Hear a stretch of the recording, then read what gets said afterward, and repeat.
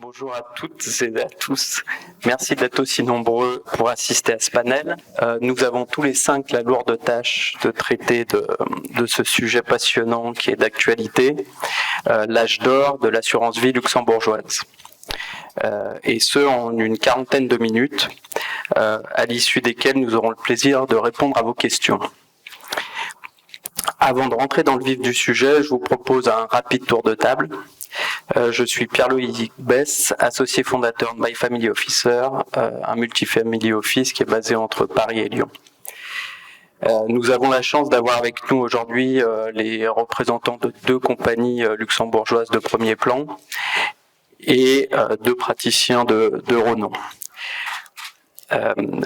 Mathieu Duballet de LIA Patrimoine, du groupe Lombard International Assurance. Maël Toledano de la compagnie luxembourgeoise Wellins, du groupe Foyer, Bastien Baron, fondateur de Justae Gestion Privée, et Benoît Lombard, président de La Place. Mathieu, je te passe la parole. Oui, on se posait beaucoup la question quand on a commencé à discuter de ce sujet en se disant finalement est-ce que âge d'or, pas âge d'or. Enfin, ce qui nous intéresse, c'est plutôt de discuter avec vous finalement de cet essor qu'on peut constater pour l'intérêt ou en tout cas de la place que peut prendre l'assurance vie luxembourgeoise dans vos utilisations. Et plus que de l'âge d'or, je pense qu'on peut peut-être parler d'adolescence. Pourquoi est-ce qu'on peut plus parler d'adolescence que d'âge d'or ? Déjà parce que le marché luxembourgeois est un marché qui est, enfin de l'assurance vie luxembourgeoise, c'est un marché qui est plus jeune que celui qu'on peut connaître en France, qui est toujours en plein essor, mais qui malgré tout reste un marché qui est beaucoup plus petit que le marché des assureurs vie français. Si on veut avoir des ordres de grandeur, le marché de l'assurance vie française, on a tendance à dire que c'est entre 1800 et 1900 milliards. Le marché de l'assurance vie à Luxembourg, c'est aujourd'hui 230 milliards. Donc on est sur des ordres de grandeur qui sont de l'ordre de 13-14% en termes de stock. Ce qui est intéressant par contre, c'est de regarder cette dynamique de collecte. Quand on parle d'âge d'or, c'est peut-être parce qu'on en parle un petit peu plus. Et ce qui est intéressant de constater, c'est que la collecte générée par la France auprès d'assurance vie luxembourgeois, la France est aujourd'hui le premier marché du Luxembourg. Et ce qui est encore plus intéressant, c'est de voir que cette collecte, elle ne cesse de s'accélérer, notamment ces dernières années, puisque je pense qu'on est, quand on regarde uniquement les taux de croissance, on est sur une croissance sur les 3-4 dernières années de l'ordre de 30%. Donc on voit bien qu'il y a un engouement, qu'il y a un intérêt. Après, on va essayer de creuser ensemble au cours de ces 40 minutes, finalement le pourquoi. Pourquoi est-ce qu'il y a une résonance qui est différente ? Pourquoi est-ce qu'il y a des attentes ? Pourquoi est-ce qu'il y a des besoins qui peuvent être différents ? Je pense que il y a beaucoup d'idées reçues qui nous viennent à l'idée et sans vouloir spoiler les sujets qui vont être abordés, mais il y a un sujet qui est au cœur du développement. C'est 1, la flexibilité, c'est 2, les aspects internationaux. Mais peut-être que sur les aspects internationaux, Maël, je peux te laisser évoquer ce point-là, et puis on reviendra après sur la flexibilité. Merci Mathieu. Déjà un petit peu de contexte et un petit peu d'histoire. Donc l'assurance vie luxembourgeoise, elle a commencé à exister en 1991 quand on a eu le droit de travailler en libre prestation de services. Donc c'est à partir d'un pays de l'espace économique européen avoir la faculté de proposer des solutions à des résidents d'autres pays de l'espace économique européen. Et donc les Luxembourgeois, quand ils ont commencé à envisager de faire de l'assurance vie, ils ont un peu regardé ce qui se faisait chez leurs voisins. Et donc ils se sont inspirés de la France, clairement, puisque l'assurance vie ça a été créé en France, et ils ont essayé de copier ce qu'il y avait de bien et essayer d'améliorer ce qu'il y avait un peu de moins bien. Et donc on est parti sur une notion de sur-mesure. Donc c'est vraiment l'idée de base, c'était de faire du sur-mesure. Après, vous pourriez me demander pourquoi finalement les Français ils n'ont pas fait la même chose, proposer des solutions pour tous les résidents de tous les pays européens. C'est tout simplement parce que la France elle n'avait pas besoin de s'embêter comme les Luxembourgeois à essayer de traiter des fiscalités de différents pays. La France, à l'époque, il devait y avoir à peu près 60 millions d'habitants, il y avait 60 millions de clients potentiels, elle n'avait pas besoin de s'embêter à créer des solutions sur mesure. Les Luxembourgeois, alors ça grossit, le Luxembourg, il y a beaucoup plus d'habitants qu'en 1991, mais ça reste quand même un tout petit pays. Moi, quand j'ai commencé, il devait y avoir à peu près 42 compagnies d'assurance. Il doit en rester à peu près 10, mais à l'époque, 42 compagnies d'assurance pour 300 000 habitants, autant vous dire que c'était pas jouable. Du coup, elles se sont intéressées aux fiscalités des différents pays, mais c'est vrai que je dis souvent, quand on sait faire 2-3 pays, c'est plus facile de développer de nouveaux pays, et donc ça, c'est la base du Luxembourg. On a capitalisé au départ sur la sécurité, donc partant de zéro, les Luxembourgeois ont su mettre en place un système, le fameux triangle de sécurité qu'on développera peut-être tout à l'heure, mais qui a fait un peu la force du Luxembourg, et également sur la gestion sur mesure. Donc quand je vous disais sur mesure, c'est avoir des dépositaires, des gérants, donc des asset managers qui soient basés au Luxembourg et qui soient basés en Suisse. À la base, c'était ça réellement la demande. Donc c'était pour des clients qui avaient des gros actifs déposés dans ces pays et qui étaient résidents fiscaux français et qui souhaitaient avoir une enveloppe conforme avec leur pays de résidence. C'est vraiment là-dessus que s'est construit le fameux contrat luxembourgeois. Benoît, peut-être sur les praticiens, vos clients, vous les adressiez aux compagnies luxembourgeoises pour ces raisons-là? Ouais, enfin, il y a une multitude de raisons. Et c'est intéressant que Maël nous rappelle la directive LPS, parce que si jamais les assureurs luxembourgeois ont pu commercialiser leurs produits en France, il se trouve que nous aussi, courtiers, on peut, dans le cadre de la directive LPS, proposer des véhicules assurantiels qui sont émis sur un territoire autre que la France, en l'occurrence là, le Luxembourg.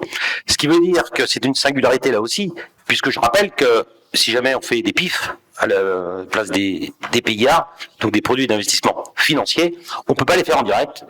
Si on est CIF, on peut pas les faire en direct au Luxembourg si on n'est pas régulé au Luxembourg. Tandis qu'avec la directive LPS, en étant simplement inscrit à l'ORIAS dans tout l'espace économique européen pour travailler avec tous les pays, à la fois en termes d'accueil pour nos clients qui peuvent bouger, on en parlera peut-être ultérieurement, mais aussi par les émetteurs des véhicules. Donc ça, c'est quand même un point qui est important, la directive LPS de 92.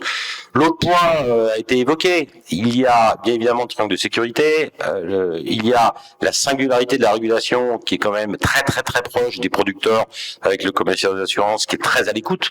Donc je vais pas dire que la CPR nous écoute un peu moins, mais vous aurez tous compris que c'est pas tellement éloigné de cette assertion ma position. Et puis l'autre point aussi, c'est la multidevise, la faculté de pouvoir gérer dans un véhicule assurantiel avec une devise autre que l'euro, ce qui peut être intéressant. Certes, aujourd'hui, il n'y a plus le Royaume-Uni dans l'espace économique européen, mais si vous aviez un client britannique ou français qui réalisait une partie de son cash-out avec des livres et qui devait garder cette devise comme étant une des devises de référence, vous pouvez pas faire l'assurance vie. Là, on peut. Et puis, bien évidemment, on en parlera après, la multigestion et le fait de pouvoir changer de société de gestion sans pour autant casser le véhicule assurantiel. Ok, merci Benoît. Bastien, de ton côté, quelle évolution t'as vu? À ton sens, comment on en est arrivé là?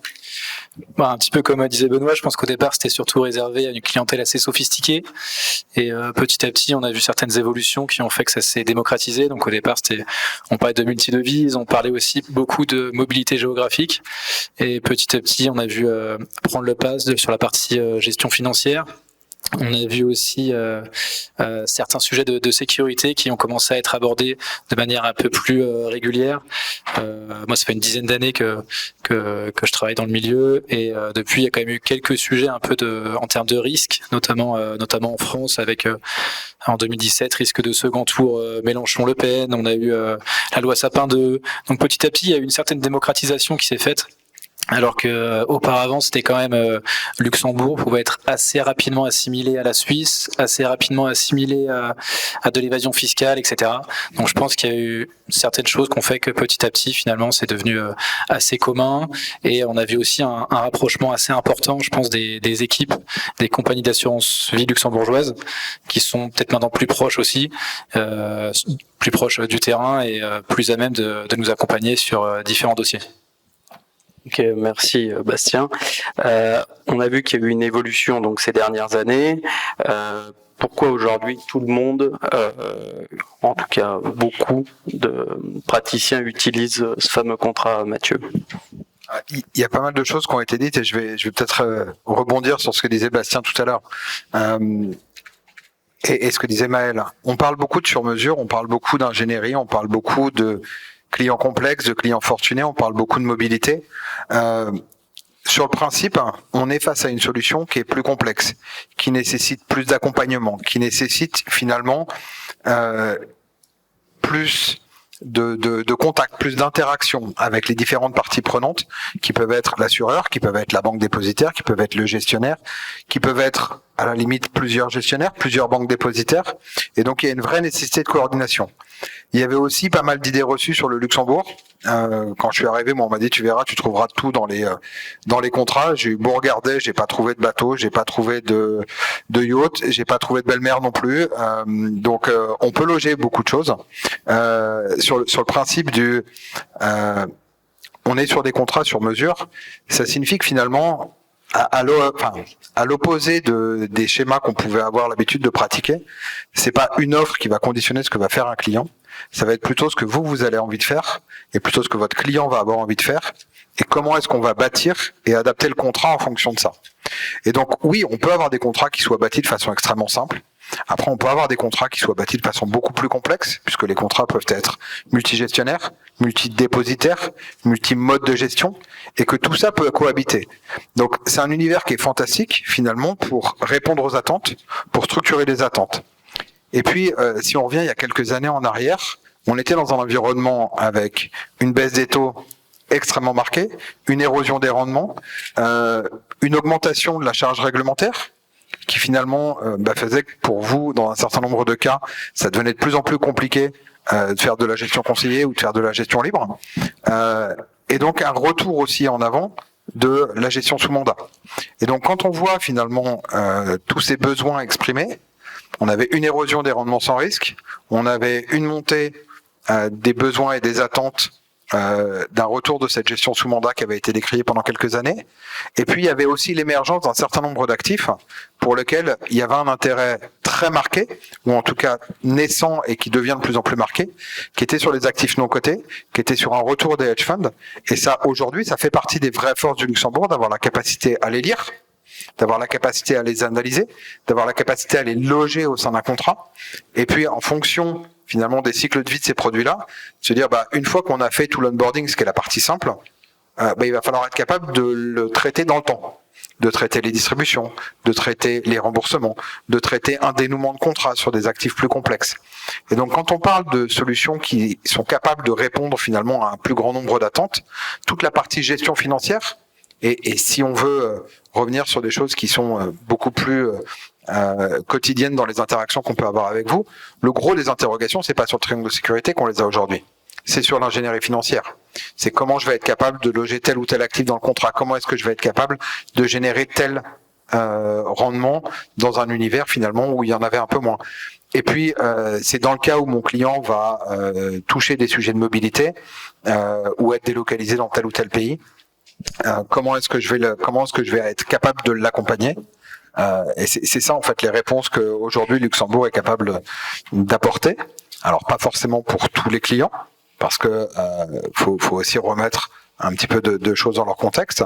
Même si les choses ont beaucoup évolué suite à la directive 15.3 qui a permis d'abaisser les seuils.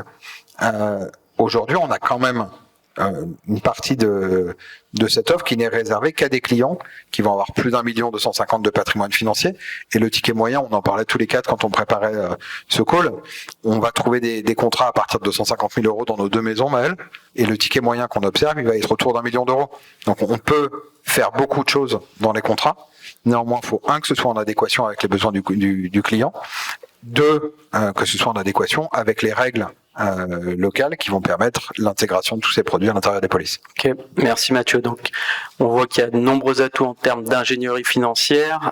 Maël, au niveau de l'ingénierie patrimoniale, est-ce qu'il y a des atouts dans le contrat d'assurance vie luxembourgeois? C'est une des raisons, comme le disait Mathieu, qui peut intéresser certains de nos clients et de nos partenaires, c'est de faire appel finalement à la compagnie d'assurance et à son savoir-faire.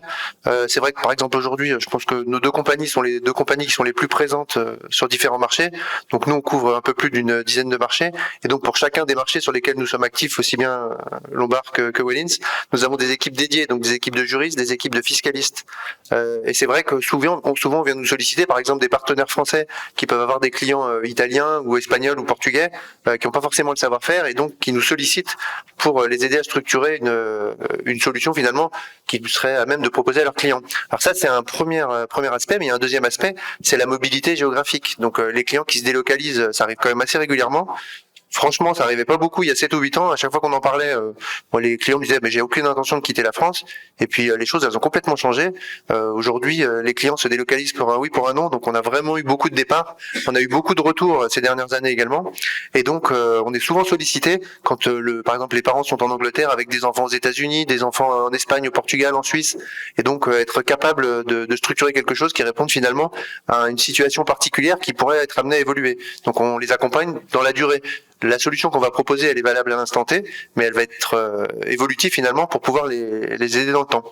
Ça, c'est un point qui est hyper important, cet aspect wealth planning international, cet aspect structuration. Donc, ça va aussi bien de la personne physique c'est aussi valable pour la personne physique que pour la personne morale. Quand on a des sociétés, des clients qui structurent des sociétés, par exemple au Luxembourg, et qui souhaitent souscrire des contrats, on est tout à fait à même de les accompagner, de les conseiller.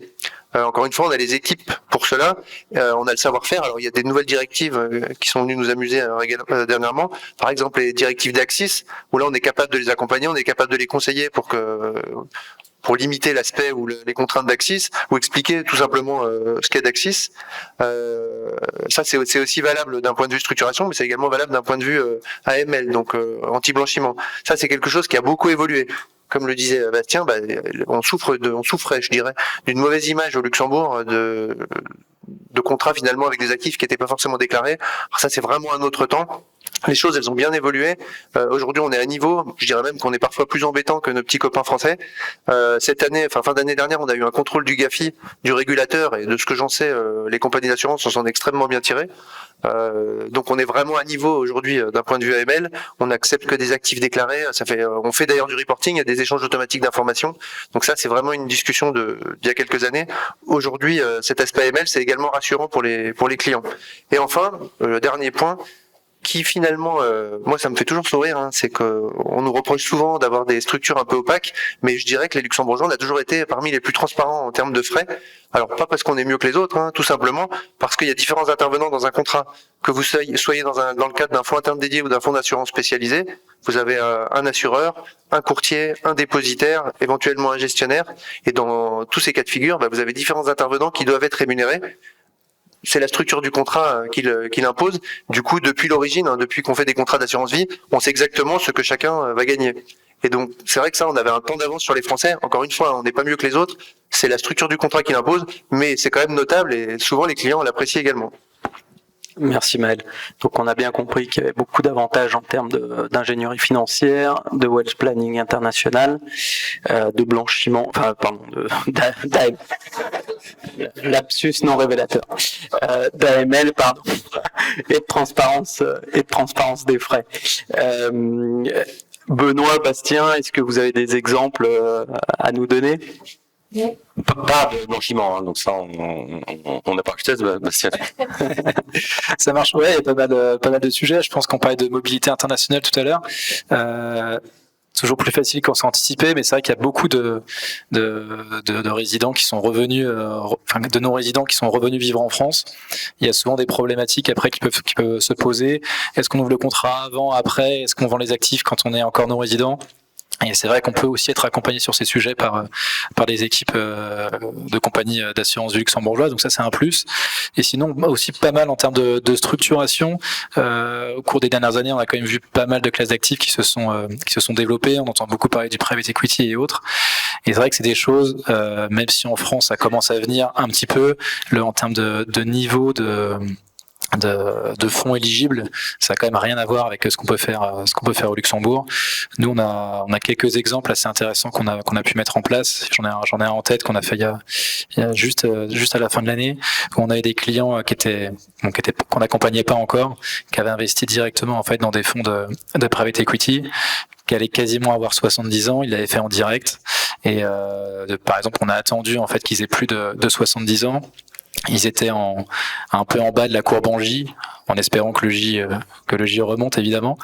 Mais du coup, ce qui a permis en fait d'apporter les titres dans un contrat d'assurance vie au Luxembourg, ce qui a permis qu'ils aient une moins-value en fait enregistrée qui pourra s'appliquer sur d'autres titres par ailleurs, et potentiellement on va dire, avec il y avait évidemment une espérance de rendement assez forte.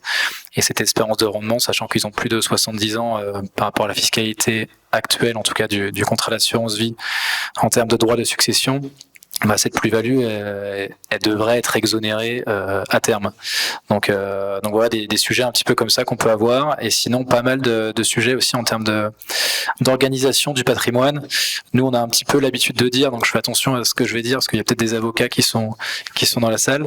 Mais pour nous, c'est un petit peu comme une sous-holding ou une mini-holding financière dans laquelle on va pouvoir avoir un certain nombre d'actifs, et plutôt qu'avoir plusieurs contrats différents. Ce qu'on disait tout à l'heure, c'est qu'au final, en fait, au sein de la même enveloppe, on va pouvoir avoir des sous-enveloppes.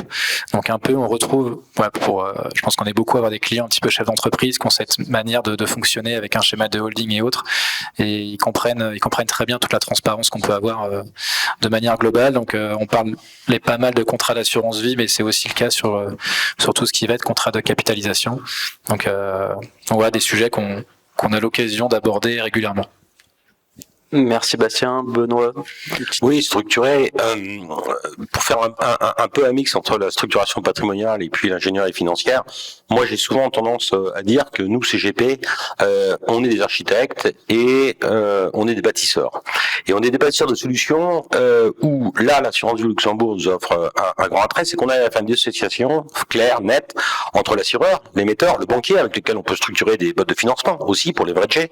Ça, c'est aussi un atout d'avoir un banquier avec lequel on peut travailler. C'est plus compliqué lorsqu'on a un assureur français en face qui est à la fois l'assureur, le dépositaire et parfois le gestionnaire, notamment sur le fonds en euros. Là, la belle distinction et dissociation de chacune des fonctions permet d'avoir effectivement une parfaite transparence dans la tarification. On dit combien gagne l'assureur, on dit quelle est notre marge en tant que courtier, on dit combien gagne le dépositaire. La marge, généralement, est un peu plus compliquée à ce niveau-là. Faites un effort, messieurs les dépositaires, s'il y en a dans la salle. Donc, et puis, les gestionnaires, là, on négocie. Et on négocie au mieux des intérêts du client.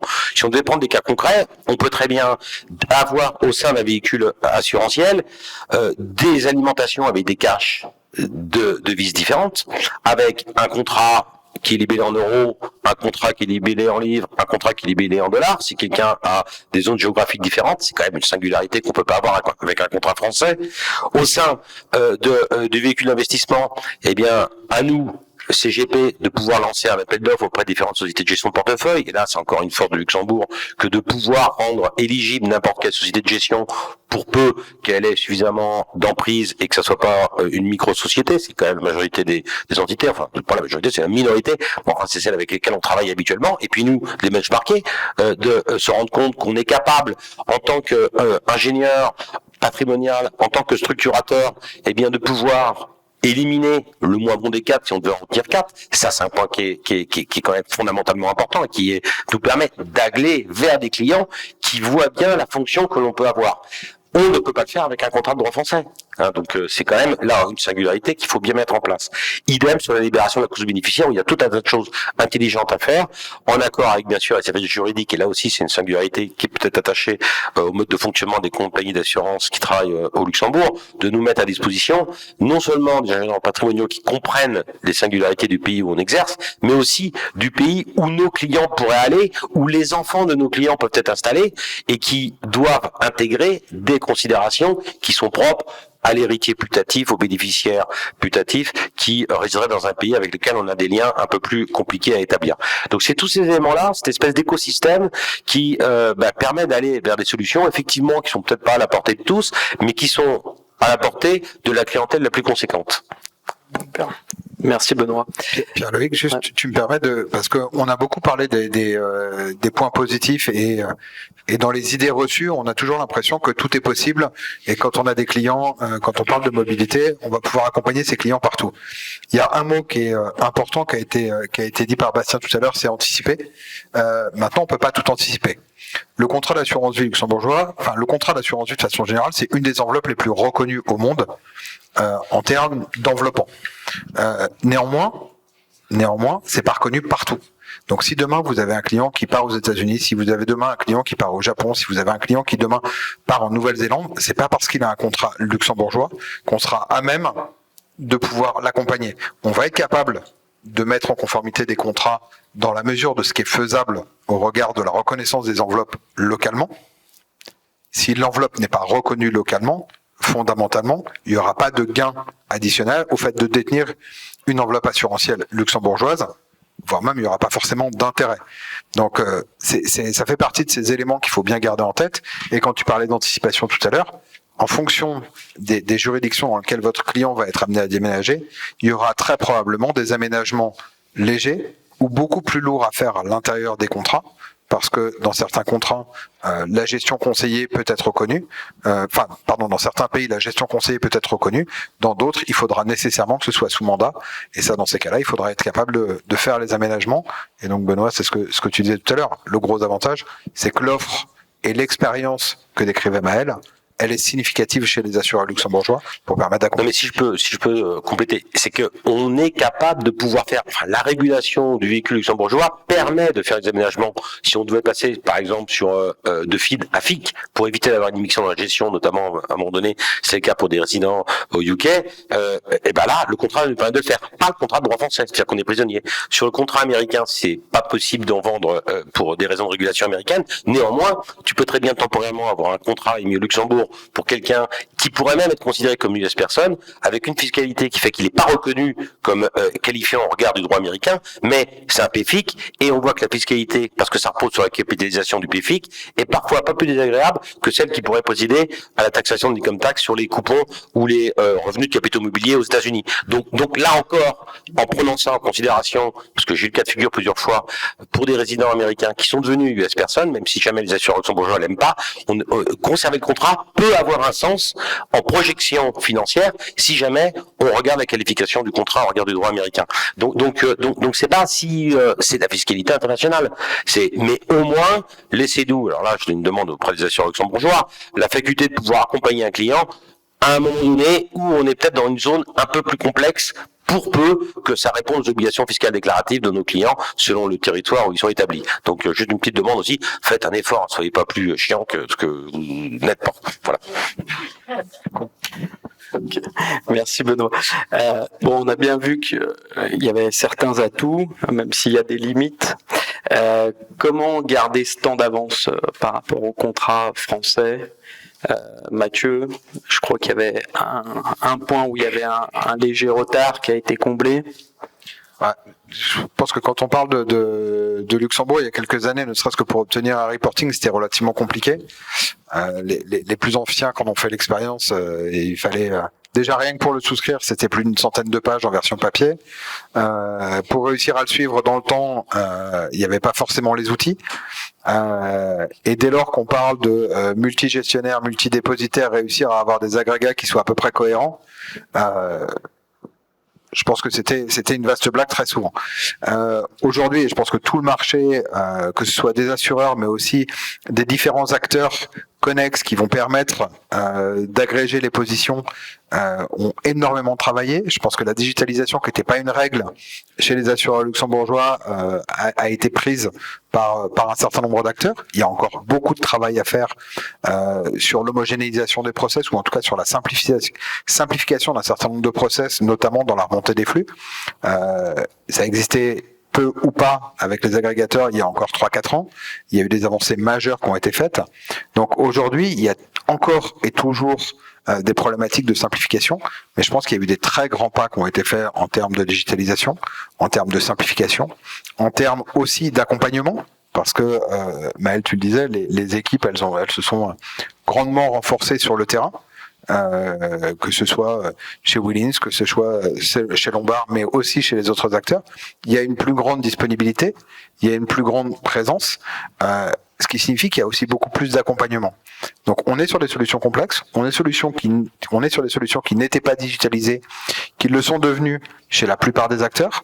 On était sur des solutions qui ne permettaient pas d'avoir accès correctement à l'information, où aujourd'hui, entre les plateformes et les agrégateurs, on arrive à avoir une visibilité qui est extrêmement intéressante. Là où il y a encore pas mal de travail, je pense, c'est sur tout ce qui se passe en arrière-boutique.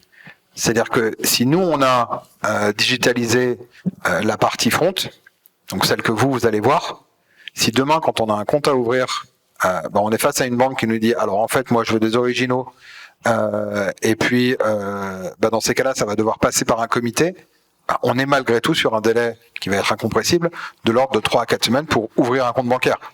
Et ça, tant qu'on n'aura pas, finalement, en arrière-boutique, une plus grande homogénéité des process, des échanges, qui seront pas toujours faisables, parce qu'il y a des juridictions différentes, parce qu'il y a des acteurs qui sont différents, parce qu'il y a les contraintes de tous ces intervenants.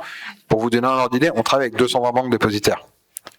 On va pas être capable d'homogénéiser les process de 220 banques dépositaires. Au même titre que quand on travaille avec 1200 sociétés de gestion, on peut pas avoir exactement les mêmes grilles de lecture de la part de tout le monde. Néanmoins, en tant qu'assureur, notre travail, c'est d'essayer d'avoir quelque chose qui soit le plus homogène possible, qui soit le plus fluide possible. Et ça, je pense que ça fait partie des challenges de demain, de continuer à renforcer et à simplifier tous ces process et toutes ces interactions, parce qu'on est sur un univers d'interaction. Ok. Merci Mathieu. Donc oui, digitalisation, renforcement des équipes. Maël, selon toi, il y a d'autres aspects pour garder ce temps d'avance? Moi, je vais commencer par un constat un peu dur, c'est que le Luxembourg, c'est devenu à la mode, clairement, ces dernières années, alors pour des raisons, bien évidemment, qui sont solides, pour tout ce qu'on vient d'exposer, mais c'est vrai qu'il y a eu une collecte massive qui s'est orientée vers le Luxembourg des différents pays européens. Et je pense qu'il y a certaines compagnies qui n'étaient pas à niveau, c'était facile de collecter, et qui ne se sont pas mis à niveau. Ces compagnies, elles ont disparu, ou alors elles n'existeront plus pour moi dans quelques années. Comme je le disais au début, moi quand j'ai commencé, il y avait 42 compagnies, on doit être un peu moins de 10 aujourd'hui. Il y a aussi des exigences beaucoup plus importantes de la part du régulateur en termes de anti-blanchiment, pas de blanchiment, en termes d'anti-blanchiment, en termes de ratio de solvabilité également. Du coup, il y a eu de la casse, et ceux qui sont encore là aujourd'hui, ce sont parmi les plus costauds. Et pourquoi ce sont parmi les plus costauds? Parce qu'ils ont su s'adapter justement aux exigences du marché, du régulateur, des différentes lois. Par exemple, les équipes se sont renforcées, on l'a dit tout à l'heure, dans différents secteurs. Alors aussi bien en ingénierie patrimoniale, encore une fois, sur les différents marchés sur lesquels nous sommes actifs, nous avons des ingénieurs patrimoniaux, nous avons des juristes, nous avons des responsables commerciaux, nous avons du back-office natif de chacun des pays. Ça, c'est déjà un premier point. Après, on a également évoqué l'aspect non coté. L'aspect non coté, c'est un phénomène pas de mode, puisque ça fait des années que ça existe, mais ça s'est réellement accentué avec la volatilité des marchés ces dernières années, où on a des demandes. Pour vous donner une idée, entre 2020 et 2021, on a fait 120% de plus de demandes. Donc c'est colossal. On a dû également se staffer. Donc on a recruté des experts, on a formé des experts, et aujourd'hui, nous, l'équipe, elle a quasiment triplé en 3 ans. Donc je pense que c'est la même chose chez Lombard. Là, en l'occurrence, c'est les 2 acteurs les plus spécialisés dans ce type d'actifs. Et donc on a dû renforcer nos équipes. On a dû également innover. Alors, par exemple, le FAS que vous aimez tous et que vous utilisez tous, le FAS, c'est quelque chose de nouveau. C'est certains acteurs, en l'occurrence des acteurs français présents au Luxembourg, qui voulaient intégrer des produits structurés dans les contrats. En France, on a le droit de les mettre en gestion libre. Tu souris, Fabrice, parce que c'est toi qui l'as demandé, le FAS. On voulait intégrer des produits structurés en gestion libre comme c'est possible en France. Au Luxembourg, c'est pas possible. Du coup, il y avait une vraie demande de créer des fonds d'assurance spécialisés, donc des comptes où on pouvait héberger ces produits structurés. Le régulateur pragmatique, comme l'a dit Benoît, il est à l'écoute. Il écoute ce que disent les assureurs, il écoute ce que disent les banquiers, il écoute ce que disent les avocats, il écoute les représentants des clients, et il tranche. Et il tranche toujours dans une optique de trouver une solution consensuelle. Là, je rejoins un peu Benoît. C'est vrai que le régulateur dans d'autres pays, c'est plus unilatéral comme prise de décision. Et donc la création du FAS, par exemple, c'est pour réellement répondre à un besoin et à une demande du marché. Donc ça, c'est une vraie différence. Je pense que si on reste sur ce pragmatisme du régulateur, bien évidemment, on s'est renforcé en termes de contrôle, on s'est renforcé en termes de structure. C'est beaucoup moins artisanal que ce que ça a pu être il y a 10 ans. Aujourd'hui, c'est quelque chose de très organisé. Ce sont des machines bien huilées, les assureurs luxembourgeois. Et si on continue comme ça, avec un pragmatisme de notre régulateur et un pays qui vient encore de valider son AAA, moi, je vois que de beaux jours pour le Luxembourg. Super. Ok, Maël, merci beaucoup. Bastien et Benoît, c'est le moment de formuler des attentes pour que les assureurs vie luxembourgeois gardent justement ce temps d'avance. Non, assez d'accord. Et sur la partie transparence, je pense qu'il y a 2 sujets. Il y a une partie transparence sur les frais où il y a une avance du Luxembourg par rapport à la France notamment. Donc c'est quand même beaucoup plus lisible pour le client final. Et enfin, il y a aussi une attente de notre part sur la partie gestion financière, évidemment, parce que quand on gère des patrimoines assez importants et que le contrat luxembourgeois n'est pas forcément le seul actif à gérer, lorsqu'on n'a pas une visibilité, une transparentisation complète des sous-jacents, c'était forcément un petit peu compliqué. Donc ça, c'est en train, évidemment, il y a des avancées assez importantes là-dessus aussi. Le client, même chose. Maintenant, le client, ce qu'il veut, c'est il sort son téléphone, son smartphone, il se connecte et il voit exactement quelle est la valorisation de son contrat, qu'est-ce qu'il y a à l'intérieur. Potentiellement, est-ce que ça a été plutôt bien géré ou non par rapport à ce qui est en train de se passer d'un point de vue macroéconomique, etc. Donc il a envie d'avoir tout ça. Donc ça, je pense que c'est forcément quelque chose qu'il va falloir conserver. Et enfin, j'avais autre chose que je voulais dire et j'étais en train de réfléchir. Je vais te passer la main, Benoît, et je vais revenir dessus. Fais gaffe à te piquer l'idée. Ça va trop bien. J'ai lu dans ton cerveau, je sais ce que tu veux dire. Non, il y a 2 points, moi, sur lesquels j'attire l'attention. D'abord, c'est le renforcement du back-office. Alors, c'est très bien, Winnie, Lombard, ils sont très beaux, très forts, très intelligents. On les aime beaucoup, il n'y a pas trop de difficultés, mais il s'avère qu'on travaille pas qu'avec vous non plus, et moi, je trouve qu'il y a une carence dans les équipes de back-office de certaines compagnies d'assurance au Luxembourg. À un moment donné où, tu le rappelais, le digital, on a besoin d'avoir son téléphone et puis de regarder où est-ce qu'on en est sur nos comptes. Je dois avouer qu'il y a parfois quelques difficultés entre les états dépositaires des banques avec lesquels on travaille au Luxembourg et ce qu'on reçoit comme information de l'assureur vie luxembourgeois. Donc ça peut un peu compliqué, oui. Enfin, m'ennuie pas avec ça, autrement je vais pas être gentil tout à l'heure. Le deuxième point, c'est que Luxembourg, c'est le garant d'une Europe ouverte. Donc c'est le symbole de ce qu'on a voulu construire en Europe, c'est-à-dire des frontières libres, la LPS et libre circulation des personnes, des capitaux et des services. Il y a peut-être une tendance qui se dessine actuellement de la part de certains États, dont la France avec la loi Pacte par rapport à l'apport de titres, je rappelle, donc à vouloir refermer un peu le marché parce que ça énerve bien évidemment les 26 camarades de l'Union, 25 camarades aujourd'hui de l'Union européenne, camarades du Luxembourg, qui voient une part de marché qui s'évapore dans un pays limitrophe. Donc l'attention que l'on a, et je sais que j'ai toujours des contacts assez importants avec des parlementaires européens à la Commission, moi je rappelle à chaque fois que ils sont eux, les parlementaires européens, notamment français, qui défendent nos intérêts, eh bien ils sont aussi là pour défendre les intérêts d'une Europe ouverte. Et il ne s'agirait pas que sous le prétexte d'avoir une Europe qui veut ou des États ou des territoires européens qui veulent se refermer, d'avoir moins de facultés demain de pouvoir travailler dans ce cadre de cette formidable directive LPS. Voilà quels sont mes vœux pour éviter qu'on passe de l'âge d'or à une carte vermeille. Merci Benoît. Bastien, t'as retrouvé ton point, je te laisse la parole. Exactement, ça y est, c'est revenu. Non, tout à l'heure, Benoît disait qu'on était des bâtisseurs aussi en gestion de patrimoine ou gestion de fortune. Et c'est vrai aussi qu'on peut penser qu'il y a de nouveaux actifs demain qui pourraient devenir prépondérants, pas forcément encore connus, ou qu'ils sont peut-être déjà. J'ai vu qu'il y avait des conférences sur tout ce qui était crypto-actifs, etc. On a quand même du mal à imaginer que ce sera dans les contrats d'assurance vie français qu'un jour, que les assureurs français auront la main avant les assureurs vie luxembourgeois, en tout cas pour les intégrer dans leur contrat. Donc voilà, c'est ça aussi qu'on va demander aux assureurs luxembourgeois, c'est de toujours garder un train d'avance pour que si jamais il y a de nouvelles classes d'actifs d'un point de vue ingénierie financière qui arrivent, on puisse les intégrer en fait à nos contrats, parce que nous on est obligé vis-à-vis de nos clients d'avoir des visions assez long terme et d'anticiper en fait ce genre de choses, quoi. Les vœux sont formulés. Si je peux répondre à Benoît, moi je suis assez d'accord avec Benoît. Quand je disais que les assureurs se sont professionnalisés, il y a encore un peu de boulot. Hein. Clairement, c'est beaucoup plus compliqué un contrat luxembourgeois qu'un contrat français. Vous pouvez avoir différentes banques dépositaires, différentes structures de gestion, des FIC, des FAS, des FID. Donc c'est beaucoup plus complexe à agréger, à récupérer l'information. Le private equity, c'est beaucoup plus difficile à refléter auprès des banques dépositaires. Et je dirais que les banques dépositaires, elles avaient un peu de retard, hein, plus que les assureurs. Je trouve qu'elles commencent à se mettre à niveau parce que le régulateur les lâche pas, clairement. Et je pense que ça va aller de mieux en mieux. Moi, j'anticipe fin 2023, on n'aura plus ce type de problème puisque le régulateur le laisse plus passer du tout. Donc elles vont être obligées d'investir pour se mettre à niveau.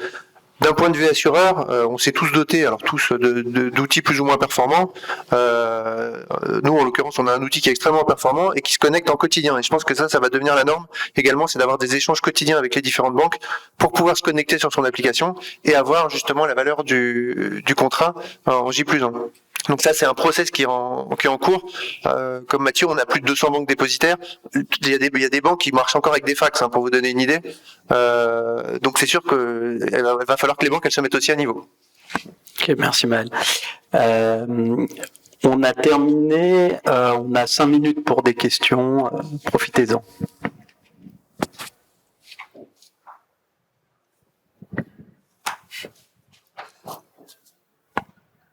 Sinon, on peut peut-être rebondir sur un point.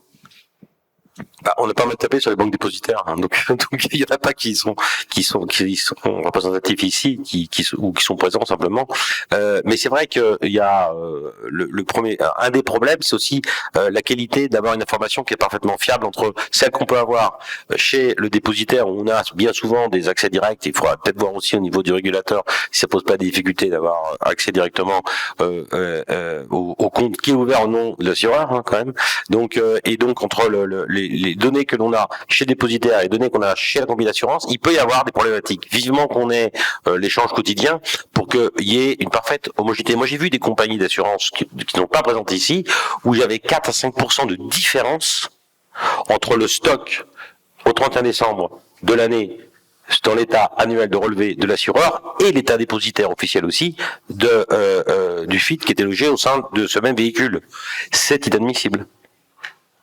Et t'étais sur des actifs liquides, t'étais sur des actifs Oui, simples. bien sûr, actifs liquides, il y avait que du côté, il n'y avait pas d'actifs liquides où on n'aurait pas reçu la valorisation du titre non coté, non, ou de l'immobilier qui pourrait être logé au sein d'un véhicule lui-même dans le contrat. Non, c'était que et je peux vous assurer que quand on a un client, le client en l'occurrence a une trentaine de millions, quand il y a 1,5 million de différence sur un contrat, il me dit, vous êtes sûr qu'ils sont sérieux ces gens ? Donc c'est un problème. Nous aussi, parce que si on peut changer de dépositaire, si on peut changer de société de gestion, on peut pas changer d'assureur. C'est plus difficilement. On peut toujours, mais plus difficilement. Faut racheter. Non, mais c'était complètement dans la ligne des développements qui doivent continuer à être nécessaires et sur lesquels on doit tous progresser ensemble. Parce qu'en effet, plus on est sur des solutions qui sont complexes, plus on multiplie les interactions, plus potentiellement il y a des différences de fonctionnement. Et se dire que demain, un EFG à Luxembourg va avoir exactement le même flux d'informations qu'un BNP en France, c'est assez utopique. Maintenant, il faut qu'on arrive, nous collectivement, à déterminer des champs qui soient suffisamment lisibles pour que tout le monde ait la bonne information. Alors, je pense que le daily pour tout le monde, ce serait fantastique. Il y a un certain nombre de banques avec lesquelles aujourd'hui c'est faisable. Pas tout encore.